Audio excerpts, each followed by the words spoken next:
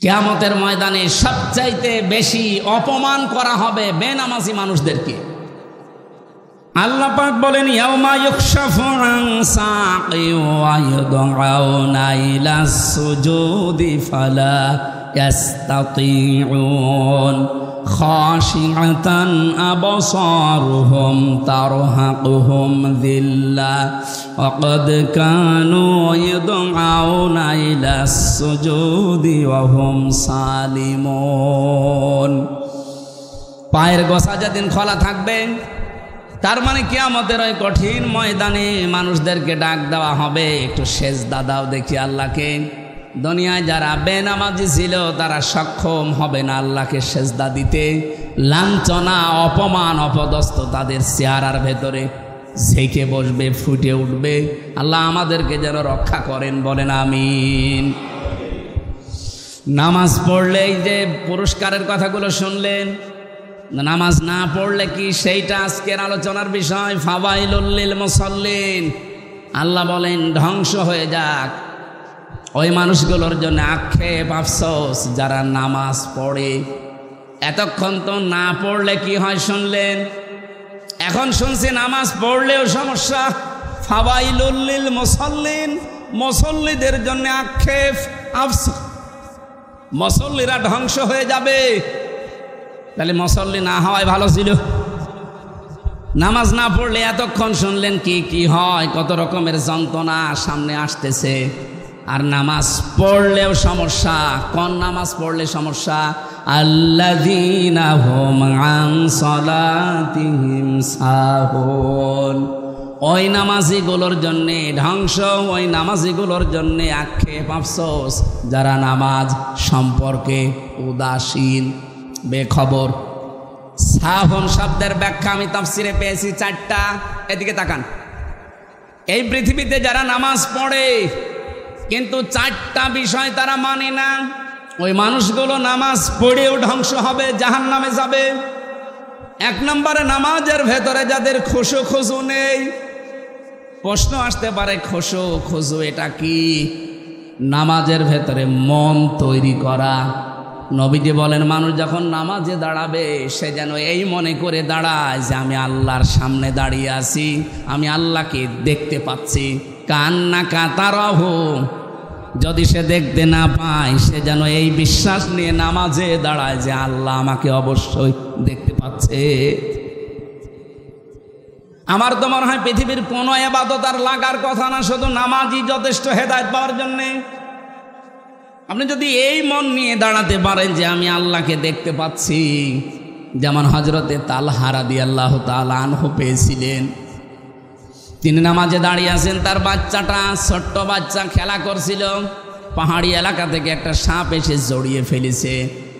নামাজ শেষ পর্যন্ত নামাজে আছে, স্বামী নামাজে আছে, স্ত্রী চিন্তা করলেন দেখা যাচ্ছে না, কি করা যায়। আশপাশের লোকজন নিয়ে এসে সাপটাকে মেরে বাচ্চাটাকে বিপদমুক্ত করে বসে আছে। নামাজ শেষ করে তিনি জিজ্ঞাসা করলেন, স্ত্রী এতগুলো মানুষ বাড়ির ভেতরে কি করেন?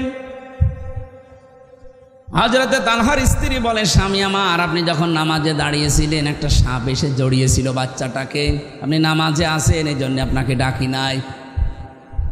আমরা সাপটাকে বিপদ মেরে ফেলেছি, বাচ্চাটাকে বিপদমুক্ত করেছি। এতগুলো কাজ সব যে আপনার চোখের সামনেই তো ঘটতেছে, আপনি কিছুই কি টের পাননি? হযরতে তালহা বলেন, স্ত্রী, আমি যখন নামাজে ছিলাম আমার আল্লাহর সাথে আমার কথা হচ্ছিল। নামাজের ভেতরে যখন মন এদিকে ওদিকে চলে যায়, ওই নামাজ আর নামাজ থাকে না। আমি যখন তেলাওয়াতে বলছিলাম আলহামদুলিল্লাহি রাব্বিল আলামিন, আমি যেন শুনতে পাচ্ছি আমার মাবুদ আমাকে জবাব দিচ্ছে, সাদ্দাকতা ইয়া আবদি, আমার বান্দা সত্য কথা বলেছে। জোরে বলুন সুবহানাল্লাহ। তারা নামাজের ভেতরে আল্লাহর শব্দ শুনতে পেয়েছে।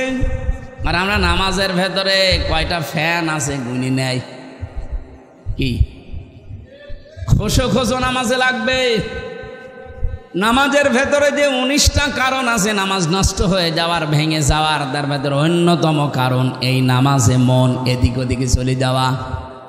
মানুষ আমরা যা আমাদের ইমানের যা অবস্থা এদিক ওদিকে যাবে, কিন্তু ফিরিয়ে নিয়ে আসা লাগবে আমাদের। আল্লাহ আমাদেরকে ওই রকম ফিরানোর তৌফিক দেন, আমিন। নামাজ একটা গুরুত্বপূর্ণ ইবাদত আমার আল্লাহর কাছে। পৃথিবীর যত বিধান সব জিবরাইলকে দিয়ে আল্লাহ পাঠিয়েছিলেন দুনিয়ায়, একমাত্র নামাজ আর সিয়াম, এই দুইটা আল্লাহ পাক নিজে আরশে মুহাম্মদ রাসূলুল্লাহকে ডেকে নিয়ে তাকে হাদিয়া দিয়েছেন। 50 ওয়াক্ত নামাজ দিয়েছিলেন, 6 মাস ব্যাপী রোজা দিয়েছিলেন।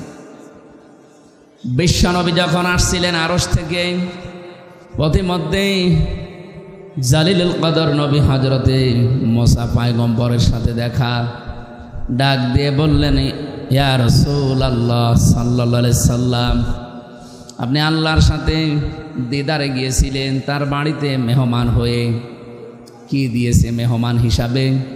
নবীজি আনন্দেই বললেন, আল্লাহ আমাকে 50 ওয়াক্ত নামাজ দিয়েছে, 6 মাস ব্যাপী রোজা দিয়েছে। মুসা নবী ওই দিন বলেছিলেন, ইয়া রাসূলুল্লাহ, আপনার চাইতে আমার মর্যাদা সম্মান অনেক কম, কিন্তু অভিজ্ঞতা আপনার চাইতে আমার অনেক বেশি। কারণ আপনি দুনিয়ার জীবনে আমার পরে গিয়েছেন, আপনার আগে আমি দুনিয়ার জীবন শেষ করে এসেছি। বাস্তবতা আপনার চাইতে আমি অনেক ভালো জানি। আমি দেখেছি আমার উম্মতের ওপরে মাত্র 1 ওয়াক্ত নামাজ ফরজ ছিল, এটাই তারা পড়তো না, এই তারা আদায় করে নাই, পালন করে নাই। আপনি 50 ওয়াক্ত পেয়ে আবার আনন্দে আছেন। আপনার উম্মত তো এত শক্তিশালী, এত মজবুত না। ফিরে যান, মহান আল্লাহকে বলেন তিনি যেন নামাজের সংখ্যা একটু কমিয়ে দেন। তিনি গেলেন, আল্লাহ 5 ওয়াক্ত কমিয়ে দিলেন। আবার যান, আবার কমিয়ে দিলেন। এভাবে কমাতে কমাতে এই 5 ওয়াক্ত এসে দাঁড়িয়েছে। হযরতে মুসা বললেন, ইয়া রাসূলুল্লাহ, আপনি আর একবার যান। বিশ্বনবী বলেন, মুসা, আল্লাহ আমাকে দিতে চায় আর আপনি খালি কমাতে চান, আমি আর যেতে পারবো না, আমার লজ্জা করে। যা পেয়েছি এইটাই আমার যথেষ্ট থাক, আমার উম্মত পারবে আমার আশা। 6 মাস রোজা দিয়েছিলেন, কমাতে কমাতে এসে 1 মাসে দাঁড়িয়েছে। বিশ্বনবীকে আল্লাহ জানিয়ে দিলেন, হে রাসূল, আমি কিন্তু 50 ওয়াক্ত লিখে ফেলেছিলাম। যেহেতু আমার লিখিত কোনো জিনিস পরিবর্তন হয় না, ওয়াতাম্মাত কালিমাতু রাব্বিকা সিদকাও ওয়া আদলা লা মুবাদদিলা লিকালিমাতি ইলা আখিরি আয়া। সূরা আনামের 115 নম্বর আয়াতের প্রথম অংশে আছে, আল্লাহ পাক বলেন, আমার যে কালাম, আমার কথা, এটা পরিপূর্ণ সত্য এবং ইনসাফ দিয়ে। 3 নম্বরে আমার কথা কোনোদিন রদ বদল হয় না, পরিবর্ধন হয় না। আমি তো আপনাকে লিখেই দিয়েছিলাম 50 ওয়াক্ত নামাজ পড়া লাগবে, 6 মাস রোজা রাখা লাগবে। আপনার কনসিডারের কারণে আমি কমাতে কমাতে পর্যন্ত এসে দাঁড়িয়েছি। আপনার উম্মতদেরকে বলবেন, তারা যদি এতটুকু আদায় করতে পারে, আমি 50 ওয়াক্ত নামাজের সওয়াব দিয়ে দেব। বিশ্বনবী এর জন্য পৃথিবীতে যত কিছুর গুরুত্ব দিয়েছেন, সবচাইতে বেশি গুরুত্ব দিয়েছেন 2টা জিনিসের। যেদিন তিনি ইন্তেকাল করবেন, ওই দিন ছেলের কথা, মেয়ের কথা, স্ত্রীর কথা, নাতির কথা বলেন নাই। তিনি বলেছিলেন, আসসালাত আসসালাত ওয়া মা মালাকাত আইমানুকুম আসসালাত। আমার উম্মতেরা জীবনে যাই করো, নামাজ ছেড়ে দিও না। আর অধীনস্থ লোক যারা আছে, এদের সাথে ভালো ব্যবহার করবা। জীবনের শেষ কথা ছিল তার এই 2টা।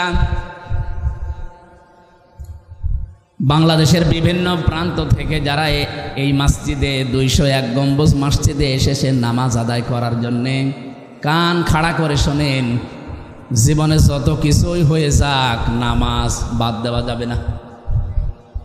নবীজি বলেন, মেয়েদের যখন সন্তান পৃথিবীতে আসে, প্রথমে পানি দেখা যায়, এরপরে রক্ত দেখা যায়, এরপরে সন্তানের মাথা বের হয়। কোনো মহিলার যদি লজ্জাস্থানে অলরেডি পানি চলে এসেছে, এমন সময় যদি নামাজ আরম্ভ হয়ে যায় যে নামাজে রক্ত চলে এসেছে, তোলার ভেতরে মেয়েটাকে বিছিয়ে দিয়ে বলো যে নামাজ পড়তে।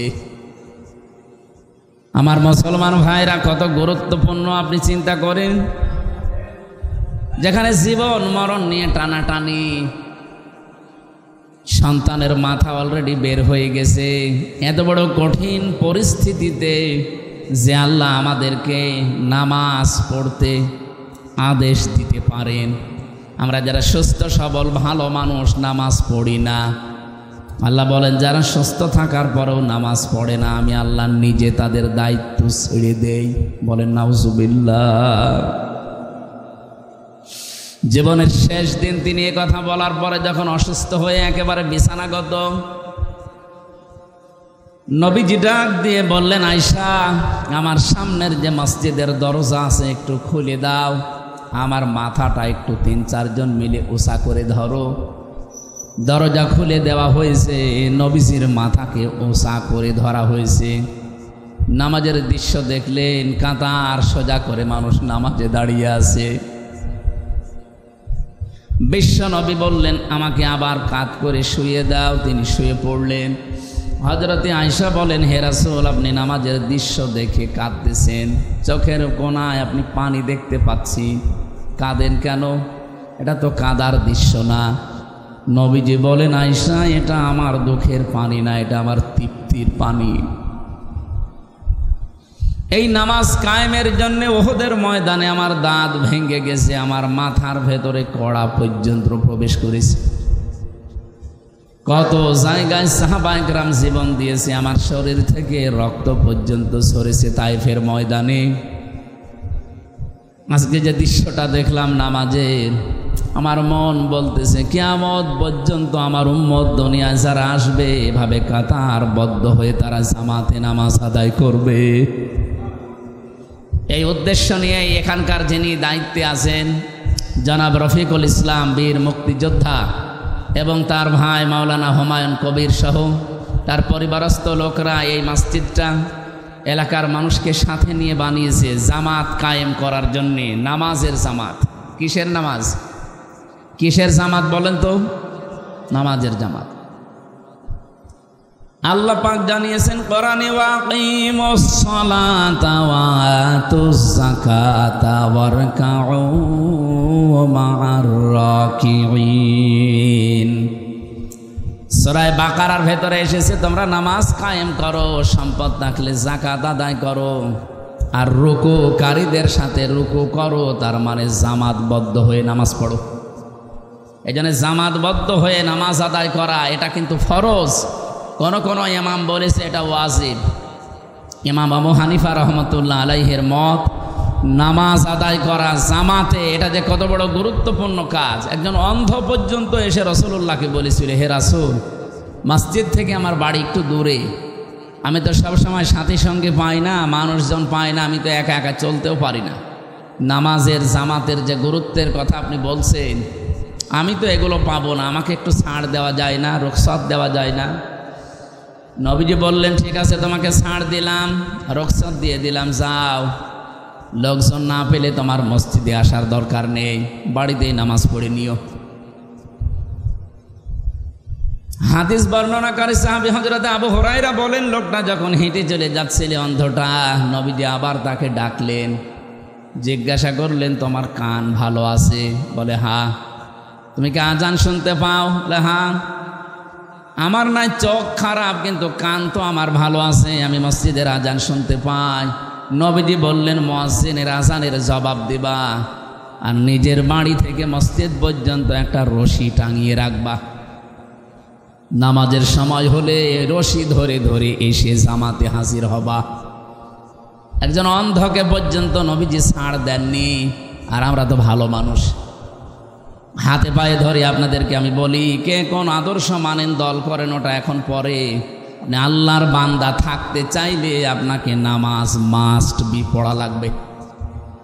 নবীজি বলেন, কাফের বান্দা আর মুসলমান ইমানদার বান্দার ভেতরে পার্থক্যই এই নামাজ। যে নামাজ পড়ে সে মুসলমান, আর যে নামাজ পড়ে না সে কাফের হয়ে গেল। বলেন নাউজুবিল্লাহ। কোরআনে কারীম জানিয়েছে, সূরা তাহা 132 নম্বর আয়াতে আছে, وأمر أهلك بالصلاة واصطبر عليها لا نسألك رزقا نحن نرزقك والعاقبة للتقوى হে নবী, আপনি নিজে নামাজ আদায় করেন, পরিবারস্থ লোকদেরকে আপনি আদেশ দেন তারাও যেন নামাজ পড়ে।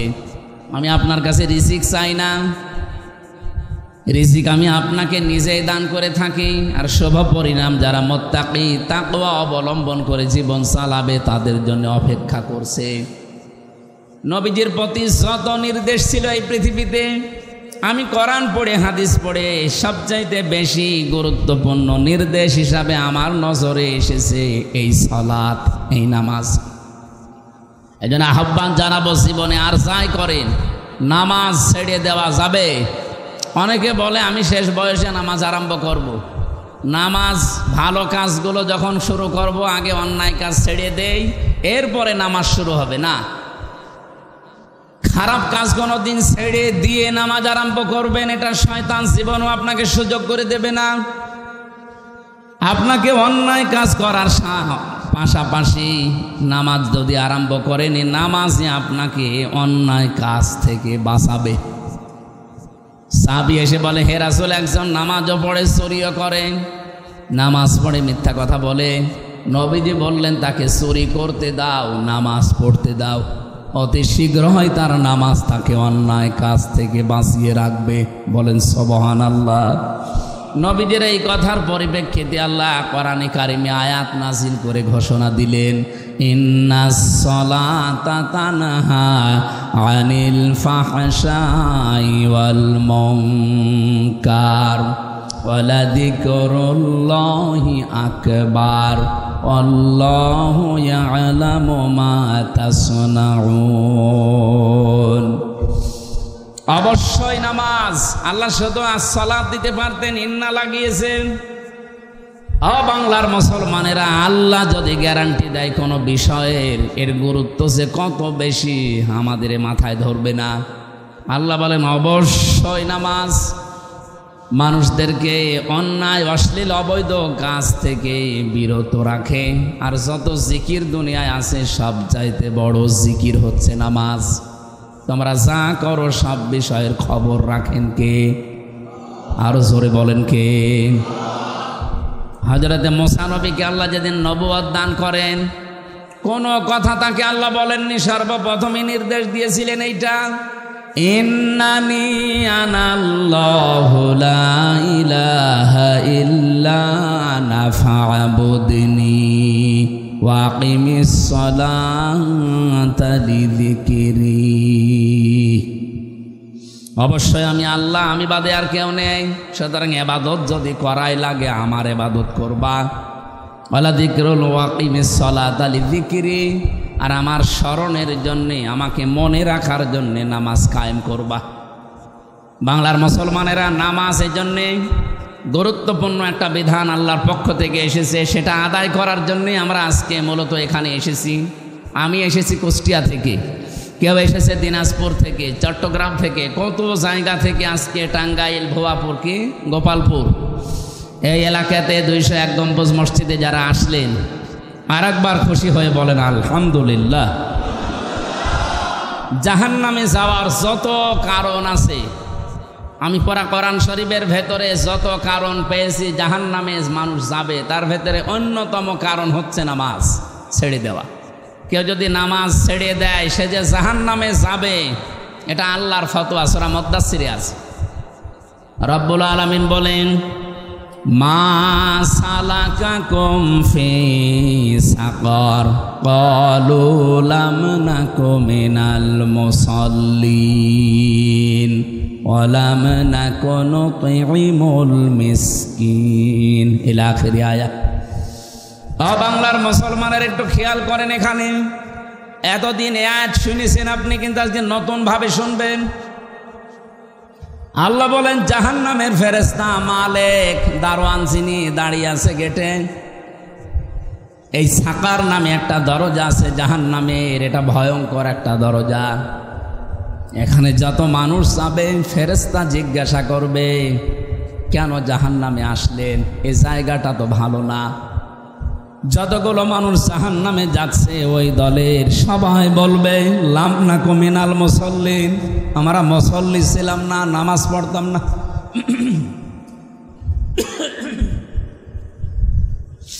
মুসলমান ভাইরা বলেন তো, এখানে কলু যারা গ্রামার বসে আরবি আলেমরা, এখানে আল্লাহ কোনো মানুষকে নির্দিষ্ট করে বলেন নাই যে মুসলমান নামাজ পড়ে না, যে হিন্দু নামাজ পড়ে না, যে খ্রিস্টান নামাজ পড়ে না, এ কথা নেই।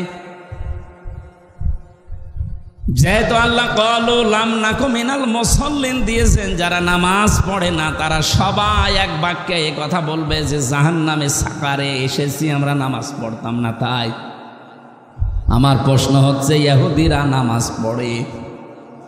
জবাব দেন না।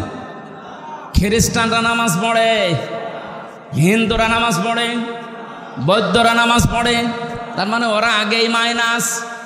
এ কথাটা আল্লাহ জানাতে চেয়েছেন মুসলমানদের ভেতরে যারা দাবি করে কিন্তু নামাজ পড়ে না, এরা যে জাহান্নামে সাকারে যাবে। আর কারো ফতোয়া লাগবে? এই জন্য আশা করছি জীবনে যত কিছু হয়ে যাক, নামাজ বাদ দেওয়া যাবে না।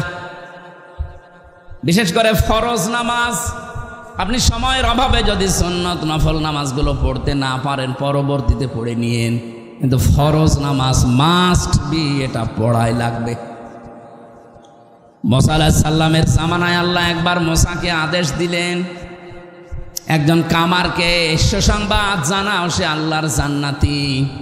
হযরতে মুসা আবেগপূর্ণ নবী ছিলেন, কিছু শুনলেই শুধু জিজ্ঞাসা করতেন। ডাক দিয়ে বলে, রব্বুল আলামিন কি এমন কাজ করে যে তারে জান্নাতের সুসংবাদ দেওয়া লাগবে? আল্লাহ বলেন, একটু যাও, বাজারের ভেতরে কামার বিভিন্ন জিনিস তৈরি করছে লোহা লক্কর পিটিয়ে।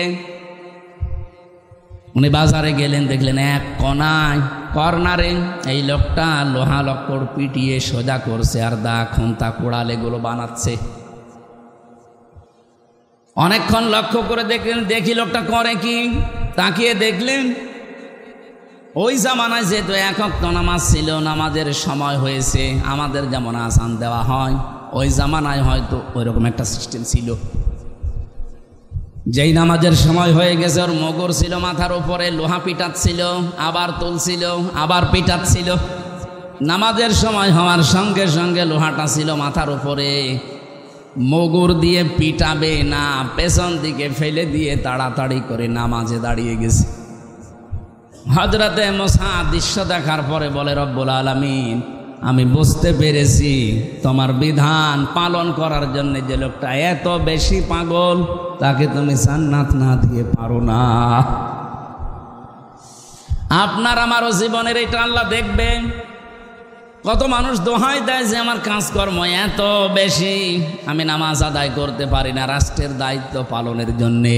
আপনি বিশ্বাস করতে পারেন, আপনি জাহান্নামে যদি যান, একা একা থাকবেন না, আপনার সাথে জাহান্নামে থাকবে ফেরাউন। কে বলেন বলেন? ও রাষ্ট্রের দায়িত্বে ছিল, আল্লাহর বিধান মানে নাই। আপনিও রাষ্ট্রের দায়িত্বের দোহাই দিয়ে আল্লাহর বিধান মানতে চান না, সময় পান না। এই জন্য রাষ্ট্রের দায়িত্বে থেকে যারা নামাজ পড়তে পারেন না, নামাজের শিক্ষা নিতে পারেন না, আপনি বিশ্বাস করতে পারেন আপনি জাহান্নামে যাবেন, আর আপনার সঙ্গী হবে ফেরাউন আর নমরুদ, সাদ্দাদ। বলেন নাউজুবিল্লাহ। যারা দেশের দায়িত্বে আছেন, মন্ত্রিত্ব চালান, যারা এমপি হবে সামনে, এই মানুষগুলো যদি বলে আমার এত বড় বড় দায়িত্ব দিয়েছে দেশের, আমি পড়তে পারি না নামাজ, সময় পাই না, কিয়ামতের দিন তাদের হাসর হবে হামানের সাথে। কারণ হামান মন্ত্রী ছিল। আমার তো মনে হয় বাংলার বহু মন্ত্রী কিয়ামতের দিন জাহান্নামে হামানের সাথে থাকবে। আগামীতে এরকম মন্ত্রী আমরা দেখতে চাই? বলেন। আমরা তো এমপি মন্ত্রী এমন চাই যারা কোরআন বুকে নিয়ে সংসদে যে নামাজের বিল আগে আনবে। এরকম এমপি, এরকম মন্ত্রী চান না? আল্লাযীনা ইম্মাক্কান্নাহুম ফিল আরদি আকামুস সালাহ। আমি যদি মুসলমানদেরকে রাষ্ট্রীয় ক্ষমতা দেই, তারা সর্বপ্রথম সংসদ অধিবেশন বসার প্রথমেই কাজ করবে নামাজের বিল আনবে। আর 54 বছর আমরা দেখতে পেলাম এদেশে বারবার মুসলমানেরা যায়, কিন্তু আজ পর্যন্ত এই বিলটা কোনো মুসলমান আনে নাই। কি কথা বলেন এখন? আগামীতে একটা পরিবেশ এই যে তৈরি হয়ে গেছে। একজন হিন্দু মহাজোটের মহাসচিব গোবিন্দচন্দ্র পরামানিক কয়েকদিন হলো উনি জানিয়েছে দেশ 54 বছর তো দেখলাম, যারাই আশা দিয়েছে আমাদের কাঙ্ক্ষিত মানের শান্তি দিতে পারে নাই। আমরা চাচ্ছি এবার যেন ইসলাম এই দেশে রাষ্ট্রীয় ক্ষমতায় যায়, তাহলে আমরা কাঙ্ক্ষিত মানের শান্তি পাবো। একজন হিন্দু মানুষ যদি এ কথা বলতে পারে, আপনাকে কি পাগলা কুত্তায় কামড় দিয়েছে? আপনার এ কথা বলা উচিত ছিল না? যে সব দেখা শেষ এবং কোরআনের বাংলাদেশ এবার দেখতে চাই। এখানে যিনি নমিনি আছেন মাওলানা হুমায়ুন কবির, বাংলাদেশে এরকম যদি 300 এমপির ভেতরে 151 জন হুমায়ুন কবিরের মতো মানুষ কোরআন বুকে নিয়ে সংসদে ঢুকতে পারে, এবার প্রথম অধিবেশনেই তারা নামাজের বিল আনবে। এটাকে যদি কেউ রাজনীতি মনে করেন তা আপনি আরো 100 বছর পেছিয়ে যাবেন। কারণ নামাজের পরিবেশ তৈরি না হলে, দেখলেন নাকি বললাম যে 5 লাখ টাকা নিয়ে বাড়ি পর্যন্ত যেতে পারবেন না, রাস্তায় ডাকাতি হবে, ছিনতাই হবে, রাহাজানি হবে, জীবনও যাবে, সম্পদও যাবে। তো নামাজের পরিবেশ যেখানে আছে, আপনি আফগানিস্তানে যান, কোনো ভয় নেই আল্লাহর ভয় বাদে। আপনার টাকা 20 লাখ না 20 কোটি টাকা যদি আপনি নিয়ে যান বাড়িতে, শুধু আল্লাহর ভয় ভেতরে থাকবে। চুরি, ডাকাতি, ছিনতাই, রাহাজানির কোনো ভয় নেই। আমরা ওই রকম একটা দেশ গঠন করতে চাই যেখানে আল্লাহর ভয় ছাড়া কোনো ভয় থাকবে না। একটা যুবতী মা, যুবতী মেয়ে বাংলাদেশের টেকনাফ থেকে তেঁতুলিয়া পর্যন্ত, সে নিজের ইচ্ছায় চলবে। তার যত সম্পদ শরীরের ভেতরে থাক, তার ভয় থাকবে শুধু ভেতরে আল্লাহর। কার? অন্য কোনো ভয় তার ভেতরে আর জায়গা পাবে না, কারণ সেরকম পরিবেশ তৈরি করা হবে ইনশাআল্লাহ। আমার ভাইরা, এই জন্য রাষ্ট্রের দায়িত্ব থাকার দোহাই দিয়ে যারা এতদিন নামাজ পড়েননি, আগামীতে কেউ যদি রাষ্ট্রের দায়িত্বে পান, বিশেষ করে এমপি, মন্ত্রী, উপজেলা চেয়ারম্যান, ভাইস চেয়ারম্যান, মেয়র, এরা যারা দায়িত্ব পাবেন, কোনো দোহাই চলবে না, নামাজ আপনাকে পড়াতে হবে, পড়তে হবে। আমরা বাংলাদেশে 300 এমপি যদি এরকম পেতাম যে যারা নামাজ পড়াতে পারে, আমার মনে হয় এই দেশে অনেক দুর্নীতি কম হয়ে যেত। একজন এমপির আন্ডারে যত বাজেট হয়, আমি এই দেশ সম্পর্কে যতটুকু জানি, সেদিন এক রাজনীতিবিদ আমাকে বলছিল যে আমি সারা জীবন রাজনীতি করছি, আমি দেখেছি এই দেশে যত বাজেট হয় রাস্তার কালভার্টের জন্যে,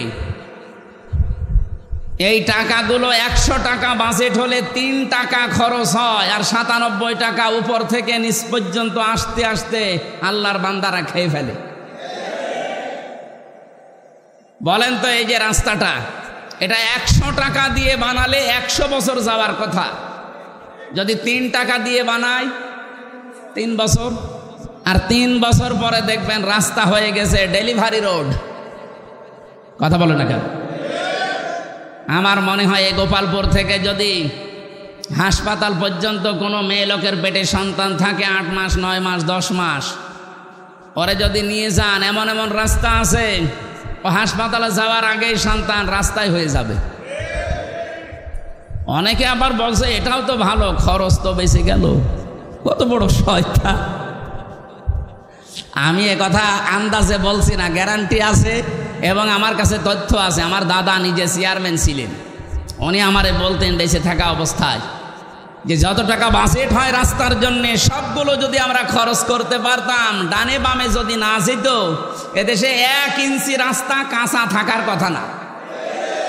আমি বাইরের দেশে, বিশেষ করে Singapore, Malaysia, Thailand, Bahrain, Indonesia, এই সমস্ত দেশগুলোতে যখন গিয়েছি, তাদের রাস্তার যে অবস্থান, তাদের 100 টাকা রাস্তায় বাজেট হলে 97 টাকা খরচ হয়, 3 টাকা এদিক ওদিকে যায়।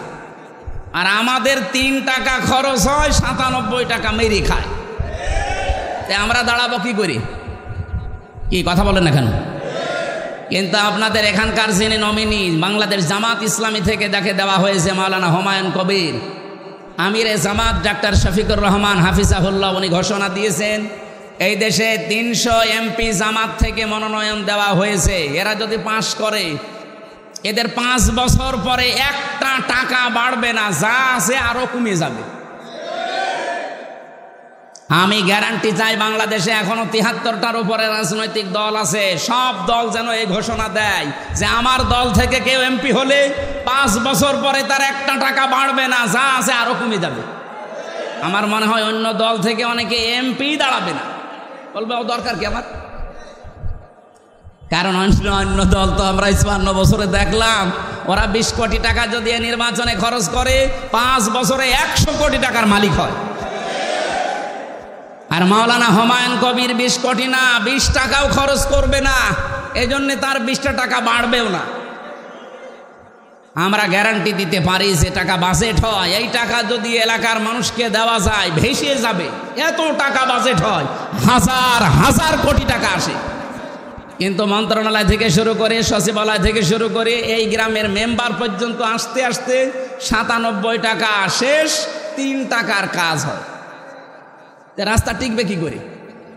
এই দেশটাও মালয়েশিয়ার মতো দাঁড়িয়ে যাওয়া সম্ভব শুধুমাত্র এই দেশে এই নামাজের শিক্ষাগুলো আছে, এইটা চালু করে দেয়। এই জন্য নামাজ আমরা অনেকে পড়ছি, নামাজ পড়ার পরেও আমাদের চরিত্র সংশোধন হচ্ছে না। আল্লাহ রাব্বুল আলামিন আমার তেলাওয়াতকৃত আয়াতে এটা জানিয়েছেন। আমি আরেকটু বলতে চাই, কিয়ামতের ময়দানে সবচাইতে বেশি অপমান করা হবে বেনামাজি মানুষদেরকে। আল্লাহ পাক বলেন, ইয়াউমা ইউকশাফু আন সাকি ওয়া ইউদআউনা ইলাস সুজুদি ফালা ইয়াস্তাতিউন খাশিআতান আবসারুহুম তারহাকুহুম যিল্লা ওয়া ক্বাদ কানু ইউদআউনা ইলাস সুজুদি ওয়া হুম সালিমুন। পায়ের গোছা যেদিন খোলা থাকবে, তার মানে কিয়ামতের ওই কঠিন ময়দানে মানুষদেরকে ডাক দেওয়া হবে, একটু সেজদা দাও দেখি আল্লাহকে। দুনিয়ায় যারা বেনামাজি ছিল তারা সক্ষম হবে না আল্লাহকে সেজদা দিতে। লাঞ্ছনা, অপমান, অপদস্থ তাদের চেহারার ভেতরে ঝেঁকে বসবে, ফুটে উঠবে। আল্লাহ আমাদেরকে যেন রক্ষা করেন, বলেন আমিন। নামাজ পড়লেই যে পুরস্কারের কথাগুলো শুনলেন, নামাজ না পড়লে কি সেইটা আজকের আলোচনার বিষয়। ফাওয়াইলুল লিল মুসাল্লিন, আল্লাহ বলেন ধ্বংস হয়ে যাক ওই মানুষগুলোর জন্য, আক্ষেপ আফসোস যারা নামাজ পড়ে। এতক্ষণ তো না পড়লে কি হয় শুনলেন, এখন শুনছি নামাজ পড়লেও সমস্যা।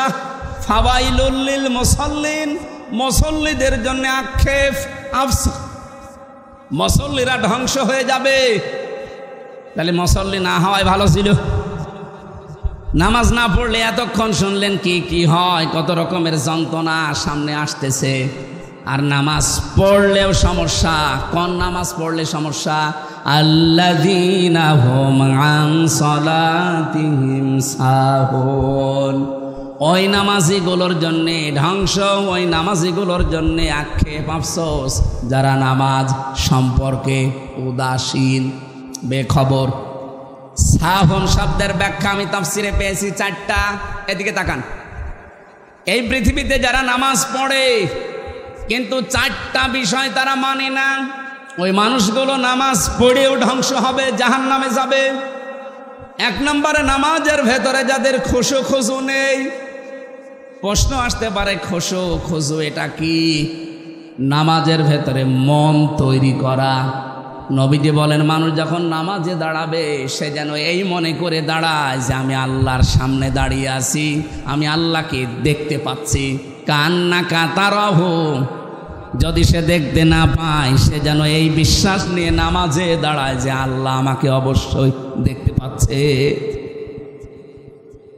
আমার তো মনে হয় পৃথিবীর কোনো ইবাদত আর লাগার কথা না, শুধু নামাজই যথেষ্ট হেদায়েত পাওয়ার জন্যে।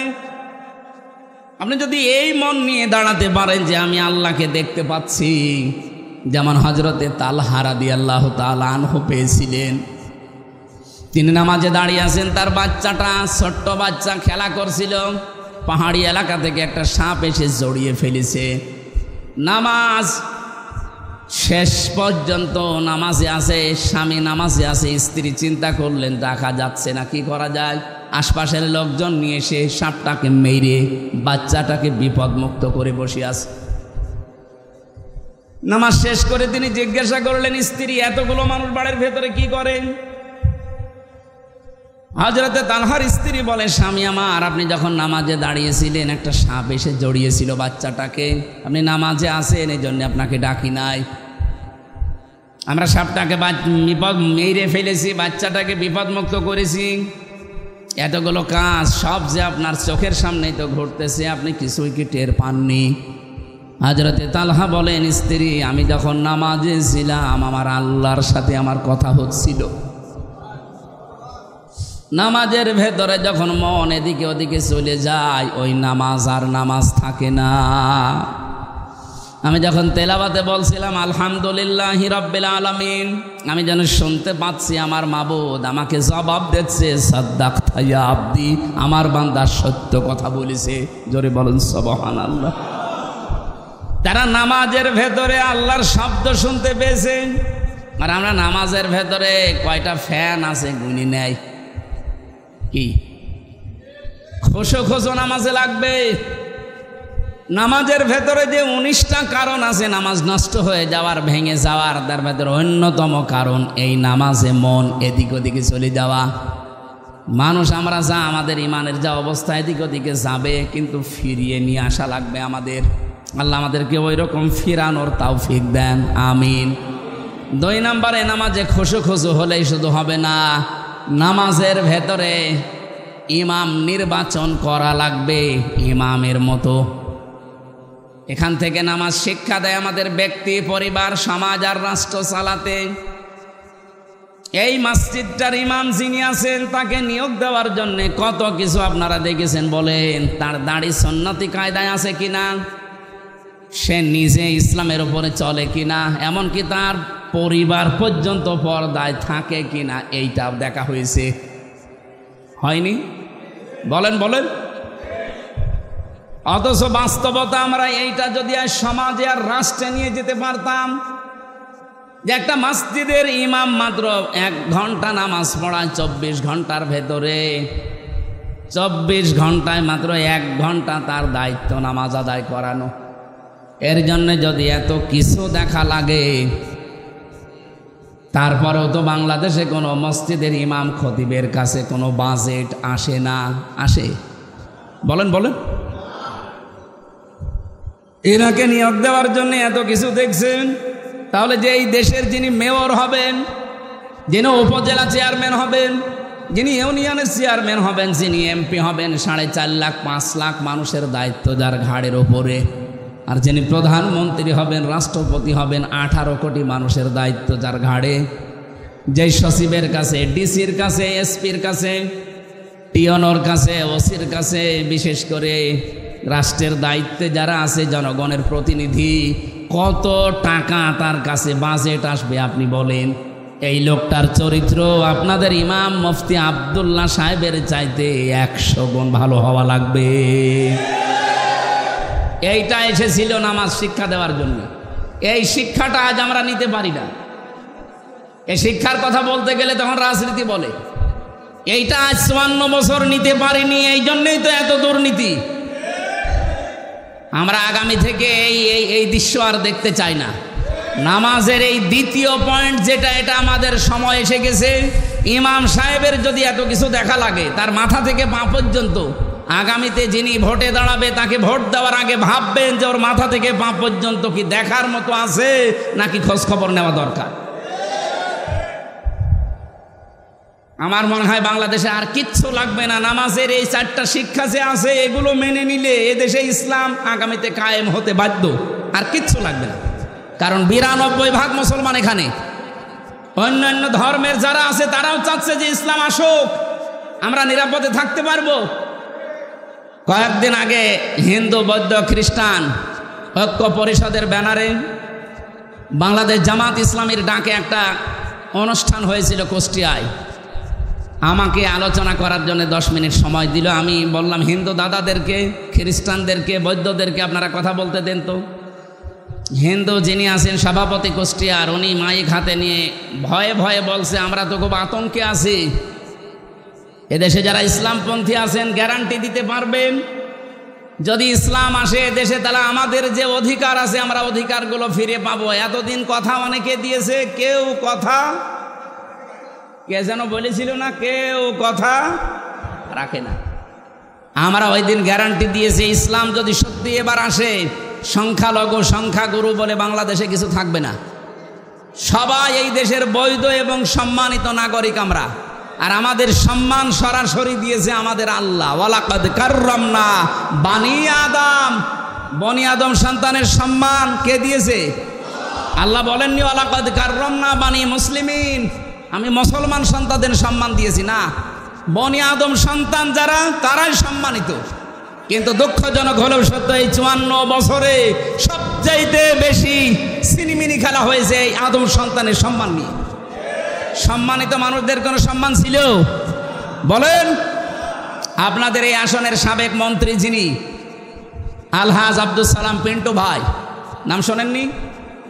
এই লোকটা 17 বছর জেল খেটে আমার সাথে ছিল 3 বছর, পাশাপাশি বিল্ডিংয়ে ছিলাম, উনি ছিল 2 নম্বরে, আমি ছিলাম 4 নম্বরে। এই যে এই মানুষটা 17 বছর জীবন থেকে হারিয়ে গেল তার, এখন তিনি খালাস পেয়েছেন। খালাস পাওয়া মানে তার দোষ খুঁজে পাওয়া যায়নি। আমাকে 3 বছর পরে ছেড়ে দিয়েছে, আমার মামলা খারিজ করে দিয়েছে। আদালত কর্তৃক প্রমাণিত যে আমার বিরুদ্ধে মিথ্যা ছিল, যা রিপোর্ট সবগুলো বানোয়াট, একটাও সত্য না, এই জন্য খালাস দিয়েছে। তাহলে 3টা বছর আমার জীবন থেকে কেড়ে নিলেন, আপনি 3টা বছর ফেরত দিতে পারবেন? পিন্টু সাহেবের জীবন থেকে 17 বছর ছিনিয়ে নিলেন, ফেরত দিতে পারবেন? বলেন। এই জন্য আমরা চাচ্ছি আগামী থেকে যে মানুষগুলো ভয়ে ভয়ে যারা কাজ করে, ভয়ে ভয়ে আছে, এই মানুষগুলো যে বলছে আমাদের অধিকার আমরা ফিরে পেতে চাই, ইসলাম আসলে যার যে অধিকার সে তা ফেরত পাবে, যেহেতু আল্লাহ সম্মান দিয়েছেন, এটা মানুষের বানানো না। আগামীতে বাংলাদেশে মানব সন্তানের সম্মান নিয়ে কেউ যেন সিনিমিনি খেলতে না পারে, সেই রাস্তা আবিষ্কার করা লাগবে। আর এটার জন্য একমাত্র শুধুমাত্র কেবলমাত্র পথ ইসলাম। ইসলামের বাইরে কোনো পথে আপনি এই সম্মান দিতে পারবেন না। আমরা নামাজের পরিবেশ কায়েমের মাধ্যমে আমাদের দেশে শান্তি আমরা স্থাপন করতে চাই। 3 নম্বরে যারা ধ্বংস হবে নামাজ পড়ার পরেও, যারা নামাজে যেটা পড়ে ওইটা বোঝে না। আর আমার মনে হয় বাংলাদেশে এরকম মানুষ 100 জনের 95 জন। এই জন্য আমরা নামাজের যা তেলাওয়াত করি পড়ি এটা যেন বুঝি, সেই সিস্টেমগুলো চালু করার দরকার। 4 নম্বরে নামাজের ভেতরে ইমাম সাহেব ভুল করলে যেমন আল্লাহু আকবার বা সুবহান আল্লাহ বলে লোকমা দেওয়া লাগে, ভুল ধরা লাগে, আমরা যাদেরকে সামনে পাঠাবো, সে এমপি হোক, মন্ত্রী হোক, উপজেলা চেয়ারম্যান হোক, মেয়র হোক, যে যে দায়িত্বে থাকবে, 64 জেলার 64 জন ডিসি, এসপি, এএসপি, টিওনো, ওসি, যারাই দায়িত্বে আছে 1628 জন মানুষ। কত? এই 1628 জন মানুষ যদি মানবতার বিরুদ্ধে যায়, দেশের বিরুদ্ধে যায়, আল্লাহ রসুলের বিরুদ্ধে যায়, ইমাম সাহেবের মতো তাদেরকে ঐক্যবদ্ধ হয়ে ভুল ধরা লাগবে, সতর্ক করা লাগবে। এই 4টা কাজ যারা করে না তারা নামাজ পড়েও অয়েল নামক দোজখে যাবে। এটা এত নিকৃষ্ট, এই জাহান্নামে যাদেরকে আল্লাহ দেবে, অয়েল নামক এই জাহান্নামে, একটা গর্ত জাহান্নামে। নবীজি বলেন এই জাহান্নামে যারা যাবে তাদের চামড়া মোটা হবে 400 কিলোমিটার। চামড়া যদি 400 কিলোমিটার হয়, শরীর হবে কত কিলোমিটার? আমি গায়রুনের ব্যাখ্যা পড়েছি তাফসিরে, ওয়াইলুনের ব্যাখ্যা পড়েছি। এত বড় বড় কঠিন জায়গা এগুলো, এই নামাজি যারা নামাজের শিক্ষা নিতে চায় না তাদেরকে আল্লাহ এই জায়গাগুলোতে দেবেন। আল্লাহ আমাদের হেফাজত করুন। আপনারা 1টা পর্যন্ত সময় দিয়েছিলেন, আমরা 1:05 বাজে, এখন আর মনে হয় কথা বলা ঠিক হবে না। আয়াতগুলো আগামী থেকে যদি আবার কোনো দিন এখানে আসি বা আমার তাফসির মাহফিল থাকে, সেখানে আবার পরের কথাগুলো বলবো ইনশাল্লাহ।